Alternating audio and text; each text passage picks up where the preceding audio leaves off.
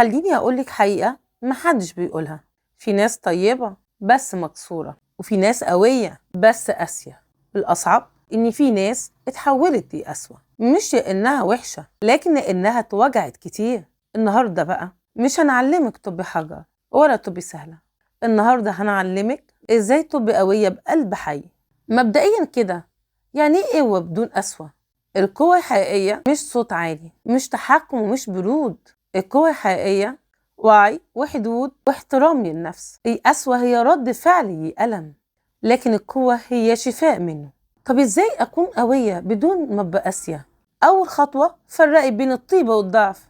أنت مش ضعيفة عشان طيبة، وأنت مش قوية عشان قاسية. الضعف إنك تسكتي عن حقك، تبرري غلط وتخافي تزعلي الناس. القوة إنك تكوني محترمة بس واضحة، مش بتتعدي حدودك. تاني خطوة، قولي لأ من غير ذنب. ناس كتير بتفتكر إن كلمة لأ أسوأ، لكن الحقيقة مصطلح لأ هو قصدك شكل من أشكال الاحترام. جمل بسيطة زي مش مرتاحة، أو مش مناسب ليا، أو مش هقدر أعمل ده، من غير شرح، من غير تبرير، من غير أعذار زيادة. تالت خطوة، ما تبرريش وجعك. القسوة بتيجي لما تفضلي تبرري لحد ما تنفجري، بدل ما تسكتي كتير وتنفجري مرة واحدة. اتكلمي بدري وبهدوء، قولي الكلام ده وجعني، أو الأسلوب ده مش مريح. الوضوح وقاية مش هجوم.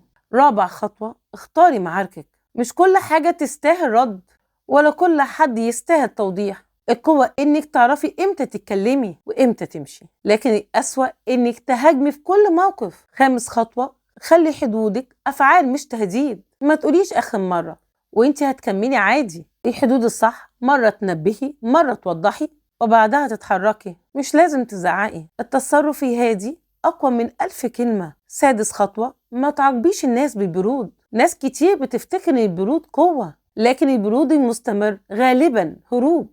القوة إنك تعبري وتحطي حد، وبعدها تهدي، مش إنك تقفلي قلبك على الكل. سابع خطوة، افصلي بين الحزم والقسوة. الحزم واضح، ثابت ومحترم. القسوة جارحة وساخرة وبتكسر. انت تقدري تبقي حازمة من غير ما تجرحي، وده أعلى مستوى النضج النفسي. تامن خطوة، خليكي رحيمة مع نفسك. أكتر سبب يخلي الناس قاسية إنهم قاسيين على نفسهم. جلد الذات بيطلع أسوأ على غيرك. عاملي نفسك بلطف عشان تقدري تكوني قوية من غير ما تتوحشي. وأخيرا، تحذير مهم جدا ليكي. لو حسيتي إنك بتقفلي قلبك، بتسخري من الوجع، بتهاجمي قبل ما حد يقرب، ده مش قوة، ده جرح محتاج شفاء. القوة مش درع، القوة قلب واعي. الخلاصة، القوة الحقيقية إنك ما تكسريش نفسك وما تكسريش غيرك، إنك تحمي حدودك وتفضلي إنسانة. افتكري دايما، يخليكي قوية هو يخليكي إنسانة أحسن، مش هأسة. ولو حابة اكتبيلي في الكومنتات إيه أكتر موقف حسيتي فيه إن القسوة كانت أسهل من القوة. وبس كده، كان معاكم دكتورة أمل دانيال، دكتورة في الصحة النفسية. لو عجبك الفيديو اعملي لايك واعملي اشتراك، ولو استفدت منه شاركيه مع أصحابك. سلام.